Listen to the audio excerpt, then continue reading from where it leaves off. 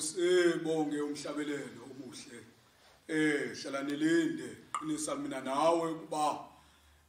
sihlale ngokulinda. Ngoba uma siphila lapha emhlabeni umhlaba awusilona iphakade kodwa sisendaweni yokulinda silinde manje isikhathi esingasaziyo kuba siyofika nini lapho umuntu nomuntu manje eyohamba buye uNkulunkulu amphumuze ekuphileni kwakhe emhlabeni uthi ke umhlabelelo kade uhlatshelelwa lapha vuthela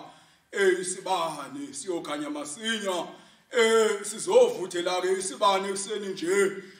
bantu baNkulunkulu ukuze sikhanye isibani ngoba uma isibani singavuthelwa siyacisha lesi sibani ekhulunywa ngaso uma lithi ihlabelelo vuthela isibani ukholo noma ukukholwa kwakho ukuba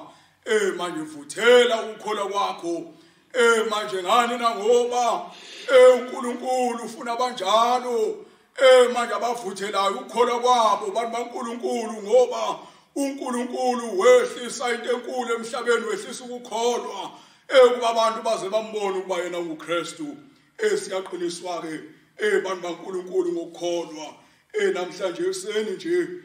njengoba ilotshiwe incwadi yemisebenzi manje 3 kwelokuqala Petru noJohane bakhuphuka kanye ukuya ethempelini ngehora lokukhuleka eleshiya galolunye kwakuyihora lokukhuleka manje ngani na ngoba funeka abantu abakhulekayo ngekhathi zonke ukukhuleka ikona ukuvuthela isibani kwathwala umuntu owayishosha ilokwazalwa bameka imihla ngemihle sangweni lethempeli okuthiwa lihle ukusacela imali kwabangene ethempelini khona lo muntu wabona uPetru noJohane besa kungena ethempelini wacela imali Petru ombhekisisa kanye noJohane wathi sibheke wababheke ethi zakwamkeliswa imali yibo khona uPetru wathi kuye anginasiliva negolide kepha ngikunika lokhu enginakho ngegama likaJesu Kristu waseNazaretha suka ume uhambe wambamba ngesandla sakhe sokunene wamisa kwaqina masinyane inyawo zakhe namaqhaka akhe waxhuma wema wahamba wangena nabo ethempelini ehambe exhuma lo muntu edumisa uNkulunkulu igama lenkosi malibongwe bantu baNkulunkulu manje ngalamazwi esiwathola ekseni nje manje aqinisa manje ngokholo uba ngabe uyakholwa yini uNkulunkulu wakho na ngibabaza inkolo yalomuntu oyisishosha ngoba angazi kube mhlambe kowomunye umuntu wayongabaza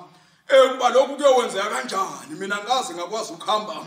esukela ekuzalweni kwami ngaba khona emhlabeni kodwa lo muntu kunokuba ngabaze akazange futhi abuze uba lokhu kuyokwenzeka kanjani wathi mayethu uPetru suka ume uhambe wavele wasukuma ngempela ngani na ngoba uyakholwa igama ake sikholwe igama abantu baNkulunkulu siqiniswa ngalamazwi ke namhlanje ekseni ukuba ukholwa ikona okusindisa umuntu bantu baNkulunkulu lo muntu wayishosha wasindiswa ukholwa kwakhe bantu baNkulunkulu ngoba akasanga lingabazi igama elikaJesu ngiqinisa ngalamazwi njengoba sisesikhathini esinzima nasi sifo icorona manje idlangile emhlabeni wonke bantu baNkulunkulu soyinqoba ngomkhuleko hayi umkhuleko ongabaza ukuba uNkulunkulu angagudluza kanjani lesi sifo yebo uNkulunkulu namandla angasigudluza lesi sifo kuphela into enkulu kuba thina sikhuleke ngokukholwa bawukholwa yikho into engeke wakwazi uba yenzeke ngokukholwa lo muntu wayesishosha ngibabaza inkolo yakhe ngoba kubekwe komunye umuntu wayongabaza wayoba nombuso ayibuzayo lo muntu kodwa yena akazange abuze imibuzo ukuba yena solokazalwe njena lokhu kuyenzeka kanjani lathi malithi igama suka ume uhambe wavele wasukuma yini na ukujula kokholo lo utshengisa ukujula kokholo kufuneka amakholwa njalo bantu baNkulunkulu ukholwe uNkulunkulu wakho ngenhliziyo yakho yonke bantu baNkulunkulu manje noma ngabe kuthiwa usemzimeni omngakanani kodwa ukholwa uNkulunkulu bantu baNkulunkulu nangempela wabona lo muntu eqina inyawo zakhe wasukuma wema ngani na amandla egama igama linamandla lingahlanganisiwe nalutho bantu baNkulunkulu lilodwa nje igama linamandla siyasizwa abantu emhlabeni bethi uNkulunkulu uyalekelelwa wayelekelela bani emisinka yesezulwini wayelekelela bani emisilanga edala konke okusemhlabeni mithi yonke lihlaza abantu bonke abakhona emhlabeni wayelekelela bani bantu baNkulunkulu uJehova akalekelelwa igama nje lilodwa linamandla bantu baNkulunkulu phela ngabe uyakholwa yini igama lo muntu wayesishosha usukuma nje ngani nangoba uyakholwa igama akazange ngabazi khumbulani uPetro basalwane ngenxa uba wangabasa ebona uJesu uhamba phezulu kolwandle wacela wathi uNkosi ngiyacela uba nami ngize ngihambe kanye nawe phezulu kolwandle kodwa wafikele ungabasa lamgwinyo ulwandle nangu uPetro ephakamisa isandla ethi uNkosi Nkosi ngisize ngani nangoba wasuka wangabasa bantu baNkulunkulu uma singangabasi ngiyanqotsha konke ukusiphazamisana eqhubekisho zonke nalesi sifo esikhona esidlangile emhlabeni wonke i-coronavirus uma sikhuleka singangabazi amandla kaNkulunkulu uNkulunkulu uyosenzela okuhle phambi kaNkulunkulu ngoba igama linamandla zwana uPetro uthi ngikunika lokho enakho ngegama lika Jesu manje igama linamandla uthi ngikunika lokho enakho kanti uPetro netanayo bantu baNkulunkulu ngani nangoba manje ngumholi akasho ukuthi sikunika lokhu esinako uthi ngikunika lokho enakho ngani nangoba uPetro umholi njengoPawuli unjengoMoses uPetro umholi unentanayo unjalo ke lo mholi waleli bandla umqalisi ubona sithanda njalo ukukhuluma ngaye ngoba siyazi uba uNkulunkulu wabeka into enkulu ekhanda lakhe asiyona into encane bantu baNkulunkulu kuba manje uJehova asebenze ngaye iqala leli bandla kusukela ngo1916 kuze kube manje na 2020 lisakugijima njalo bantu baNkulunkulu njengoba ngoMeyi 9 manje kuyo lenyanga esikuyo besikhumbula lokho manje kuba manje maqondana ke manje ilona suku nenyanga uNkulunkulu akhuluma ngayo manje nomholi emthuma waqoqa abantu ngoba khona isipho esizayo uJob eqinisa ngesipho sikamoya oyingcwele manje uyibona lo moya oyingcwele ozosifundisa iBhayibheli njengoba namhlanje sichaza iBhayibheli yiwona lo moya oyingcwele sibiza ukuthi sibandla likamoya oyingcwele ngoba sinomoya oyingcwele namahlabelelo siwahlabelelayo amahlabelelo ngekuwathole ndawo kwezinye izindawo uyowathola la ebandleni likamoya oyingcwele ngoba ehliswa yiwona lo moya oyingcwele wehlela ekhanda lomholi ubona ke manje lenyanga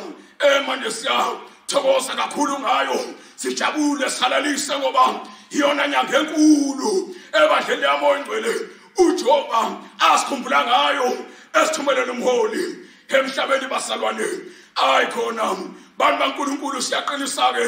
endaweni zonke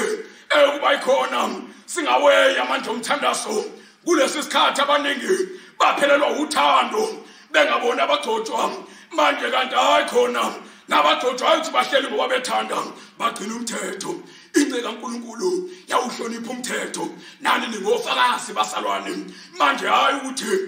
manje abagcotshwa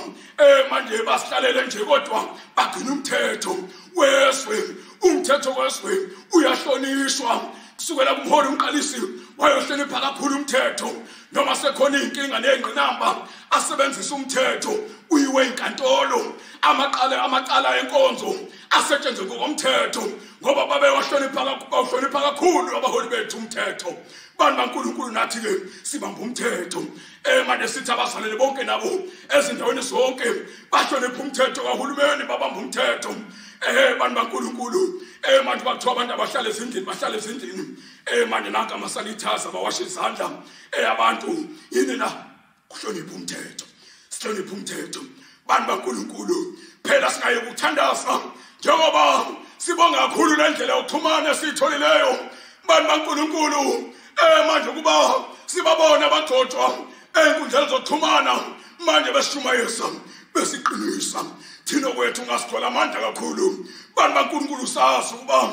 uJehova usesenathi uJehova kashile uma sisabona abagcotshwa besiqinisa funeka sazi ukuba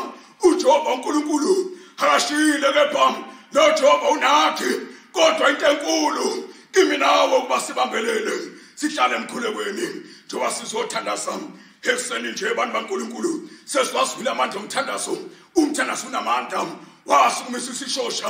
bantu baNkulunkulu njengoba sizwa nangomholi waleli bandla umqalisi sithi umqalisi nje umqalisi kanti nangoba uJehova waqalisa ngaye leli bandla abantu bayadideka uma silo sithi umqalisi ubani nomqalisi umqalisi umholi waleli bandla sithi umqalisi njengoba uJehova waqalisa ngaye leli bandla emhlabeni njengoba sizwa ke nangaye lo mholi ukuba naye wasenza ibonaliso manje njengalesi azenzile uPetro naye manje wasukumisa manje isishosha manje uKhesari Mbele basalwane evusa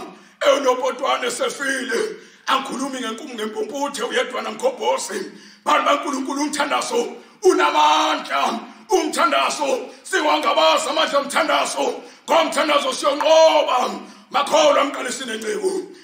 manje ayikhona manje ungaphela amandla bathi abadala uma sekuzokusa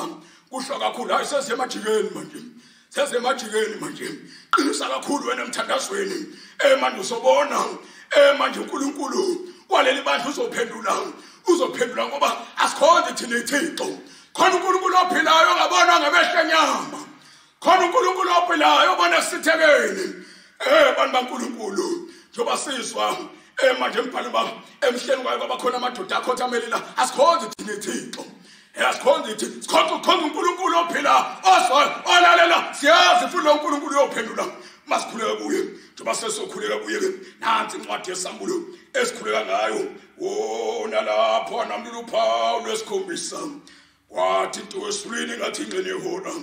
ngabona inlosi zesikhombisa simphambi kwaNkulunkulu saphiwa amadilongo esikhombisa nenye ingilosi mangasalatini inesitsha sembeko segolide yaphiwa impepho eningi ukuba inikele kanye nemkhuleko yabangcwele bonke phezu kwelanti legolide lingaphambi kwehlalo sobukhosi kanti imkhuleko iyaphambi kaNkulunkulu elikhona ilanti legolide lingaphambi kwehlalo sobukhosi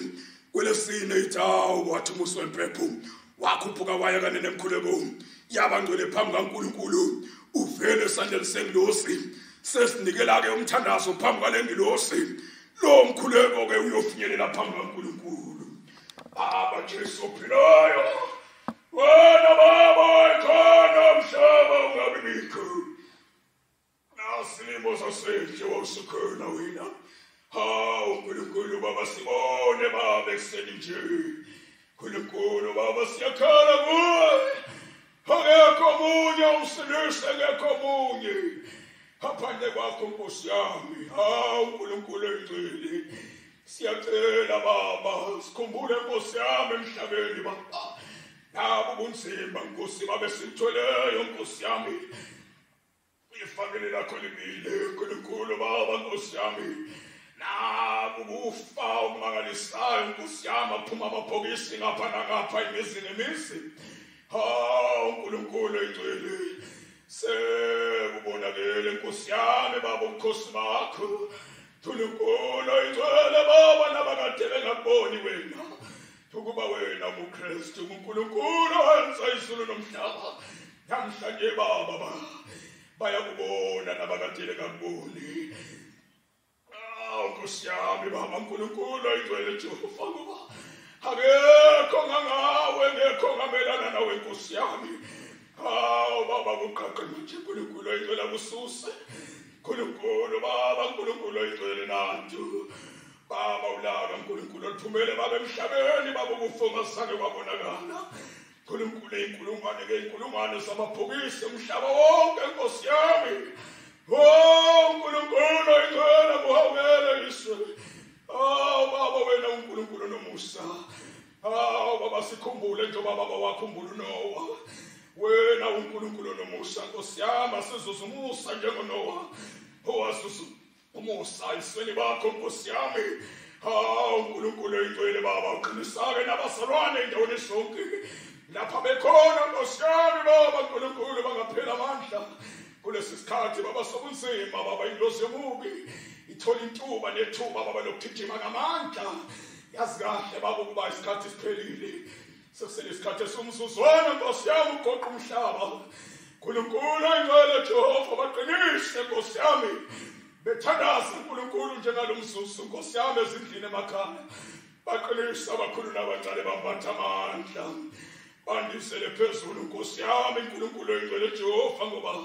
banjalo abathemba kuwena ngekhathi sonke bananjalo Nkosi yezulu nomhlaba udumo lwakho lumenjalo wena uyinkosi yezulu nomhlaba manje kuze kube naphakade amen Baba wethu sesizwe imali ihlonishwe umbuso wakho mabuze intando yakho manje emhlabeni lasezulwini usipho ukudla wethu thethelela amacala yeba nasibathethela abana amacala kimi ungasiliseli wena kodwa silise kokubi ngoba mbuso wakho amandla nobukhosi makuze kube phakathi Haleluya abantu baNkulunkulu siyabonga umthandazo namandla phambi kukaNkulunkulu yebo incwadi kaLuka 24:36 besakhuluma indaba zokufa nokuvuka wenkosi uJesu Kristu enkosi kuthiwa ke abafundi babona inkosi babingelela ithukuthula mabekenina nami ngalingisa inkosi ngiyabingelela emakhumbini amano omhlaba bazalwana abakhulu nabancane ngiyabingelela ngithukuthula amabekenina nonke ngegama lenkosi uJesu yebo lotshela ngokunjalo encwadi yamaKorinte 4 ukuba makube lona lo washo ngathi ukuba thina sizikhonto zikaKristu nababonisi bemfihlakalo ethubhekile umboniso wemfihlakalo afumaniseke ngokholekile nami ke bazalwane ngiyena okholekile phambi kwabantu ungaqondile kodwa ukuba ngikhole kubantu ngiqonde osukwini lami lokhululwa ngoba lihamba lifika usuku lokhululwa ukuba uNkulunkulu asangikhumbule nami ngomhla uphela ubona sikholo nje sikholelwa lokho abantu baNkulunkulu ngoba siyazi ukukholwa ikona okuyosakhela indawo ezulwini abantu baNkulunkulu ngoba iqinisa lencwadi nansi Juda 1:5 siyazi uba ukholwa ikona okuyosakhela indawo ezulwini uma ungaphethe ukukholwa uyongena nani ezulwini sitshela umhlaba wonke namhlanje endaweni zonke lapho ufinyelela khona lelizwi ngoba khona emhlabeni abayikhohlisayo abathi ukholwa nongakholwa ubuyisele ngalutho ukholwa kuyafuneka lapho siyakhona ukholwa ikona okuyithithi olongena ezulwini ngabe mzalwane wena usunalo yini ithikithi ngabe soliphethe yini ithikithi longena ezulwini nanti ithikithi ukholwa uthi uJehova ngokungakholwa umuntu uyamqeda umuntu ambulala umuntu ngokungakholwa kwakhe khuluma lokho incwadi Juda 1:5 yebo Juda 1:5 nakho-ke kepha ngiyathanda ukunikhumbuza ngiyathanda ukuba nginikhumbuze noma kade belikwazi lokhu noma kanti ubukwazi lokhu ngoba khona ukuthi wazi kodwa ungafuni ukwenza ngithanda ukuba nginikhumbuze noma kade nikwazi lokhu uyazi ukuba uNkulunkulu ufuna abakholwa kodwa ufuna ukholwa uhlalele ningakholwa khuluma yebo ukuthi inkosi lapho seyisindisile abantu inkosi lapho seyisindisile abantu ibakhipha ezweni laseGibhithe abaIsrayeli labo yebo yabuya abaphuphisa abangafuni ukukholwa hathi umuntu ukholwa nongakholwa ubuyisele ngalutho uNkulunkulu wabaphuphisa wababulala abantu abangafuni ukukholwa sitshela umhlaba wonke abantu abahleze endlini bengafuni ukukhonza uNkulunkulu akube lona lo muntu ayinikele enkosini manje isikhathi sokuba umuntu nomuntu ayinikele enkosini ngikhuluma ngamakholo ebandla lamoya ingcwele nibona into enkulu nina nabona umoya ingcwele wehlembo sawo nabona abagcojo abayisandla senceke ababonile ingcebo kufanele ukuthi babone umqalisi ngoba umqalisi nenceke bamunye enkosini kuthula amabekeni abantu baNkulunkulu angikhulumi ngani nibona into enkulu nina uthi umbhalo ngoba ngenzeka ukuba laba sebekhanyisiwe abona isipho sasezulu babuye baguquke babheke emuva akwazi uba ngabuye nani makholwa abasenithi niphela amandla kulesi sikhathi esenzima secorona ngenxa ukuthi ngababona abakhonza basenani niphela amandla hayi akwazi abantu baNkulunkulu nini ngimele ngabe nigcwala kakhulu amandla niloko nithi hayi wathuna imqalisi iyathuna ingceku wehla umoya engcwele mbosamo hey bantu baNkulunkulu wasibonile thina intenko sasusumusa mbosamo kunjanje nje kwehla umoya mbosamo ngeke sayeke ukusho njalo ngoba sazi ukukholwa namhlanje okwehliswa ezulwini kuba kanti kufuneka ukholwa emhlabeni njengenxa kaMqalisi ngenxa yenceku ngenxa lomoya ingcwele wehle mbosamo khuluma yebo yabuye yabhubhisa abangakholwayo bafa abantu ngenxa yokuthi abafuna ukholwa ngathi bangishumayela kanje kwenye indawo wathi omunye wangicela eceleni wadawu kodwa wemfundisi ukhona noseke wafavuka abothi likhona ngempela izulu lokuthi akholwe kukhona noseke wafavuka likhona ngempela izulu afuna ukuthi uzuthi wena ufuna ukulibona ngamehlo iparadise ukuze ukholwe ungasho ukuthi uNkulunkulu ufuna ukuthi uzombone ngamehlo bese uyakholwa kanti uthina ubhala umpostoli mayelo bamaHebrew 11 ngeke ngisayifunda wayifundela wena ekhaya lakho Hebrew 11 ethi awukholwa ukwethemba ukholwa kubheka ongabonwayo asikaze sambona uNkulunkulu kodwa siyakholwa ukuba uNkulunkulu khona asikaze salibona iparadise kodwa siyakholwa balikhona alobo uJohn bayilo bisambula tawo njalo siyapheka izulu elisha umhlaba omusha wasezulwini lapho khona ukuphumula angeke sayeke ukholwa ngeke sayeke ubambelela ekholweni ngoba siyazi ukuba likhona iparadise lapho siyakhona njengoba yathi inceka Jehova sekufika emesangweni imile inceka Jehova silindile amakholwa kodwa kuphela laba abafela enkosini khulekela igama lakho lize lonke encathini yokuphila uzufela enkosini thula amabekeli bantu baNkulunkulu ayibambe bamba uthi 21:21 sambulu 21:27 21:27 oh ayikhona nakho abuye ungena nanye into embi eparadise yebo nenza okunengekayo ngokubi njengoba sitshela abantu emhlabeni abantu abahambe ngobungcwele abagcina intando kaNkulunkulu bawukhuluma kanje athi umuntu hayi wena uyahlulela wena yini abafundisi bakamoya niyahlulela ukhuluma umbhalo khuluma yebo abuye ungena nanye into embi yebo nenza okunengekayo nokubi ingakho-ke singeke sayeke ukutshela abantu abakholwe abantu abagcina ubungcwele abesaba uJehova ukuze bangene eparadise khethe yakhe indlela ufuna yiphi wena khethe yakhe indlela uyikhetha usasela emhlabeleni washo umhlabeleli wathi khethe yakhe ngoba indlela zimbili washo umhlabeleli khuluma yebo kuphela nathi wewe encwadini yokuphila yewundlu yabonga ibambe kanjalo siyabonga aphelela amazwi makhulu futhi lamazwi bantu baNkulunkulu asikhulekele amagama ethu phetha ngalelo zwi sengiphetha nje uba asikhulekele amagama ethu khulekele igama lakho ukhalela igama lakho esiguqweni igama lilodwa nje uyakhulekela igama uma igama lakho lotshe uyoba namandla okuma kulesi sikhathi esinzima thula mabekile siyethaba amen haleluya